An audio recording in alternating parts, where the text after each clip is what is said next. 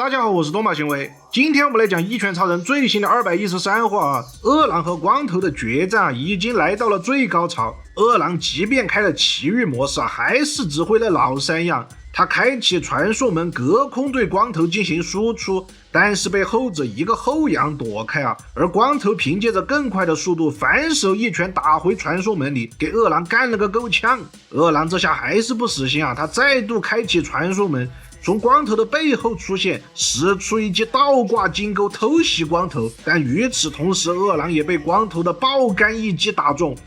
等一下，我是不是少看了一集在上一话里，宇宙模式的二郎虽然被光头暴打，但是他开了奇遇模式之后，应该还是可以跟光头势均力敌的我怎么感觉二郎还是拿光头一点办法都没有话都还没说完，光头已经跳到了二郎的正上方，他借助碎石爆发出令人瞠目结舌的反作用力，在一道掩体爆炸的白光当中光头急速冲向二郎，当头就是一记地狱送葬手刀，打得二郎措手不及。这一击的威力让四周围是烽火雷电齐鸣。二郎已经被打得完全没有了之前的狂气，只得被光头压在地上，面目扭曲的惨叫道：你这个屌毛光头，居然偷学我的地狱送葬手刀已经归西的豹山大爷当即表示：你这个是否有点儿……这时光头再度爆发出他那纯粹的战力压迫感，嘲讽二郎道：怎么了？这就打不动了吗？你不是还要复制我来超越我的吗？结果就这种水平二郎也是越打越觉得离谱没有对大哥，我明明复制了那个光头的能力的嘛，为什么我都快被打成汤姆猫了，对面还是纹丝不动而且我冥冥之中感觉到这个光头的攻击力好像越来越强了。说罢，二郎一记大力勾拳猛击了光头的腹部，但是人家光头就跟开了霸体一样，屁反应没有，反手就是一拳把二郎干飞出去，然后又是这样的一拳接着一拳，每一拳都像是毫无章法的凌乱挥拳，但每一拳的威力都是打得二郎哑口无言终于二郎好像意识到了问题所在，他和光头的实力差距正在被急速的拉开。所有的人都忽略了光头真正可怕的一条属性，那就是他的成长能力。之前光头所生活的地球圈子，因为大家实力都太拉胯了，导致光头他卡等级了。而二郎作为光头从未遇到过的强大敌人以及光头失去爱徒所带来的悲愤情绪，以上2点原因让光头彻底解开了等级枷锁的束缚。此时他的战斗力正在呈几何倍数的增长。二郎已经麻了，他完全不能接受自己本来才是要以超越光头的身份出道的怎么打着打着现在变成了见证光头的垫脚石了？气急败坏的他一拳打向了光头，没想到光头居然轻描淡写的接住了奇遇模式下二郎的重拳他甚至还抱怨起了自己衣服现在都打没了，感觉有点冷等一下，我这才发觉光头他不知从什么时候起已经变回了我们熟悉的诙谐表情了，这也预示着一切都已经结束了。现在就连二郎也感觉不到光头到底变得有多强了，因为二郎在光头的眼里已经变得和什么深海王、怪人王、波罗斯他们一样是微不足道的渺小存在了。正说着，光头好像真的有点着凉了，他表情抽搐的想要打个喷嚏，二郎却是只觉得脊背发凉他下意识的一闪身，随着空气在鼻腔里激烈的碰撞之后喷涌而出地上的碎石和尘土就像是当年摩西分海一样朝着两侧拼命的躲避。远方的木星一看这你叫我怎么躲嘛？只见太阳系中体型最大的行星在光头的物理行进之下显得是如此的脆弱，他那覆盖大量气体的外衣被轻松的拨开，连致命的使徒核心也一丝不挂的暴露在了宇宙当中。以上就是只有在一拳超人里才能够看到的奇观，认真打喷嚏。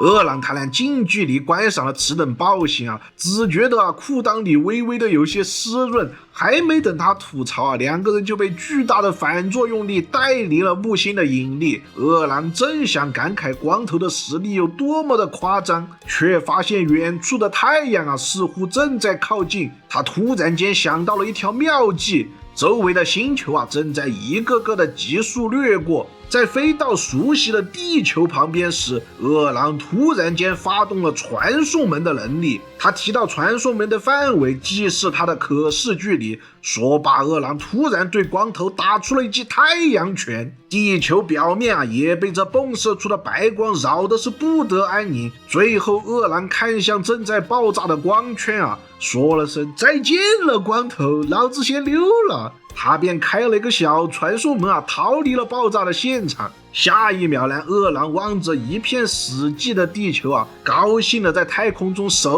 舞足蹈起来。好我终于赢了，呵呵，我太难了。正当二郎得意忘形的时候一个熟悉的光头略显阴森的出现在了二郎的背后。哦，你刚才想对我干什么呀？二郎一回头，吓得人都掉色了。他不解光头为什么还没有被他送走。只见光头一脸杀气又一本正经地讲道，自己从刚才开始肚子就不是很舒服，结果二郎突然搞了个什么太阳拳出来，把他吓了一跳然后光头就顺势使出一招认真放屁，跟着二郎从传送门里飞了回来。说罢，光头一拳压在了二郎的脸上，接着这拳的冲劲直接飞回了地球。最后，这两位宇宙级战力的大仙温柔的在地球上扎了个小坑。光头也终于把二郎的宇宙星空顶面具给干碎了。而二郎呢，则是像历史上众多的反派一样，打不过了呢，就开始自暴自弃的说道：哎呀，不打了不打了，怎么样嘛？哎呀，你怎么还不杀我？你快动手嘛！哎呀，光头这时呢，却有些失落的收起了他的复仇怒火，说道自己好歹也是个英雄，如果真的把二郎杀了，那就违背了之前答应鼻涕熊的遗言了。二郎一听人都麻了，遗言？你说的什么玩意儿但是当他扭头看向不远处，鼻涕熊的尸体正血淋淋的躺在那里时，此刻的二郎再也绷不住了，他撕心裂肺的呼喊着鼻涕熊的名字。可惜这是一拳超人，不是电锯人尸体是不会说话的。二郎一边哭喊着，一边踉跄着爬起来，摇摇晃晃的朝远方跑去。光头有些纳闷的问道：你怎么朝反方向在跑你不过去抱着鼻涕熊大哭一场吗？而二郎则是自责道：都是自己离鼻涕熊太近了，才会导致他被辐射而死这里来就很明显了，之前二郎被神明蛊惑的时候才没有关心过别人的死活呢。现在的二郎应该是已经被光头给打醒了。接着二郎就像个可怜虫似的倒在地上疯狂的抽泣。光头呢似乎也看出了二郎之前应该是被什么东西给附体了，然后两个人在旷野中发表了自己的战后感想，最后聊来聊去发现了一件非常可悲的事情。原来二郎和奇遇都是同一类人他们都是被社会所孤立的人，他们强大的同时却无法保持正常的精神状态。只不过光头走上了英雄的道路，而二郎成为了怪人，而他们也都依赖着一根精神支柱来避免自己的彻底崩坏。光头的精神支柱是杰诺斯，二郎的精神支柱是鼻涕熊。但是现在一切都不复存在了。你以为故事就以这种世界湮灭的结局完结了吗？错，这可搞笑漫画。二郎突然一本正经的和光头讲起了一个逆天的计划，他准备把自己的缝合神功传授给光头。光头一寻思，你那个什么狗屎武功也不厉害呀，我学来干嘛呀？二郎连忙解释道，自己就算是获得了神明的加持，也无法达成缝合神功的最高境界。从剧情上来看呢，二郎是想通过缝合神功完成他的梦想，而他的梦想表面上是绝对恶，实际上呢则是改变未来改变二郎自身的悲惨命运。现在的话，光头如果学会了缝合神功，那么境界肯定会比二郎更高。二郎呢是希望光头能够代替他完成自己的梦想在二郎坚定眼神的恳求下，光头也只好答应了对方的请求。之后二郎就开始教光头搓丸子了，他的目的就是让光头在不需要神明加持的情况下掌握神的力量，而神的力量就是可以改变万物的力量。此时神明在天上一看，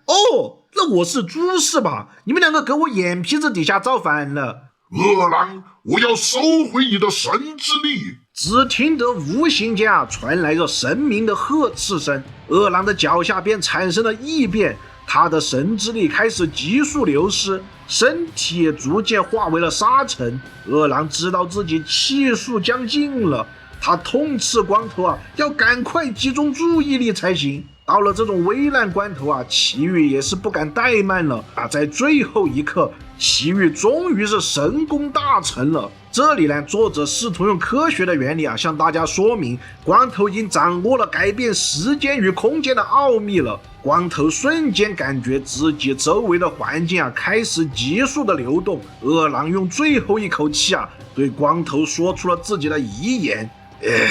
你一定要来打败我光头，一定要打败那片不祥的未来说完二郎就彻底化作了一尊雕像，随风陨落在了这段走向尽头的时间线上。而光头则是进入了时空的隧道，之前发生的事情也都急速在他眼前掠过。这时他才真正的明白了二郎的用意光头也对最后找回人性的二郎给出了肯定的赞许。刚说完二郎之前彻底堕入魔道的画面便出现在了光头的眼前。既然是改变未来的话，应该就是用这种简单粗暴的办法咯。说着光头便一拳挥了过去，接着镜头一黑，时间又回溯到了二郎成神的关键时刻。他正对着充满绝望的英雄们发表自己的绝对恶宣言。谢谢你神明，谢谢你给了我所谓的打败二郎就是要把将来会成为不祥未来的二郎从萌芽阶段就给他矫正过来而祁煜打出的这一拳是他在上一个空间成长修炼过后的终极一拳，而这一拳在时间回溯之前就打出来了，因此不受到因果逆转的约束。所以在这个时空的二郎不是被光头一拳秒杀了，他是被根本不存在于本时空的灵拳所击败的。这场对决是灵的胜利，台下的英雄们都看傻了。这怎么突然冒出个光头就把二郎给干翻了？二郎刚变成了宇宙模式，还没爽几秒了，直接就被光头给打漏气了。看来这个时空里神明对二郎的轻视也就到此为止了。而此时穿越过来的光头突然感觉到有股力量在猛吸自己，废墟里当前时空的光头也同样被吸引了过来，两个人就这样在空中一碰，变成了一个人了。看到这里我只想说这美人鱼战士和企鹅男孩合为一体。合体之后的光头似乎完全不记得之前发生的事情了。难道说之前时空发生的事就这样永远的消失掉了吗？光头朝着手中定睛一看，杰罗斯，你怎么就生个球了？光头再一看，哟，我的小奇遇怎么还出来放风了？我寻思啊，光头该不会以为自己把杰洛斯的核心当成了个什么杯子来用了吧？就在这时啊，历史总是惊人的相似。魔鬼改造人杰洛斯想要冲上来拥抱自己的老师，但是心情激动的他没有掌控好角度，一记人棍冲架，把光头撞的是直翻白眼呐！本话结束。